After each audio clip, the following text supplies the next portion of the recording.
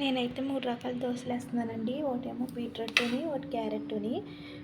Beetroot ఇలా తురుముకున్నాను, carrot కూడా తురుముకున్నాను. ముందుగా క్యారెట్ వేసేసుకోవాలి ఇందులోని దోసకి. శుభ్రంగా కలిపేసుకోవాలి మంచిగాను కలిసేలాగా. చూసారు కదండి, ఇలా కలిపేసుకున్నాను దోసకి. ఒక దోస వేసేస్తున్నాను.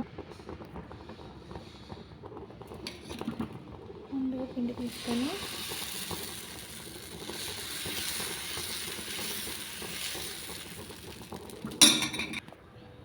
దోశ అయితే ఇలా మంచిగా వస్తుందండి. ఇలా వేసుకోవాలి.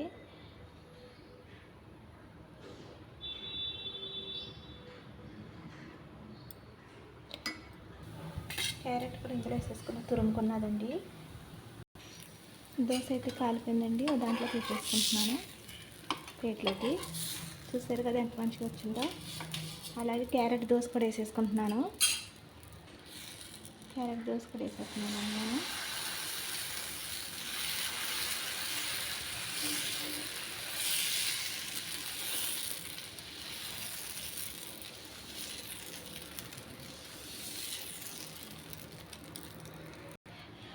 క్యారెట్ దోశ కూడా వేసేసానండి. మామూలుగా అయితే క్యారెట్ బీట్రూట్ తినలేము కదండి, అందుకని ఇలా దోశలు వేసుకుని మంచిగా చేసుకుంటే చాలా బాగుంటుంది. హెల్త్కి కూడా చాలా మంచిది ఇలా చేసుకుని తింటేనే. కొంతమందికి క్యారెట్ అది ఇష్టం ఉండదు కదండి.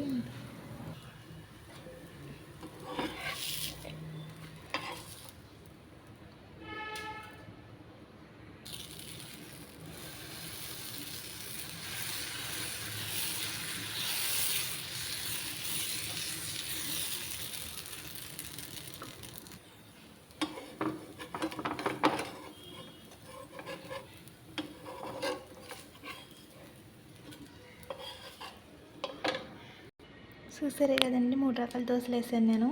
చాలా బాగుంటుంది ఇలా బీట్రూట్, క్యారెట్, వైట్ దోశ వేసుకుని తింటేనే. అలాగే పల్లీల చట్నీ వేసుకుని తింటే ఇంకా సూపర్ ఉంటుంది. కొబ్బరి చట్నీ అన్న పల్లీల చట్నీ వేసుకుని తింటే సూపర్ ఉంటుందండి. బాయ్ అండి.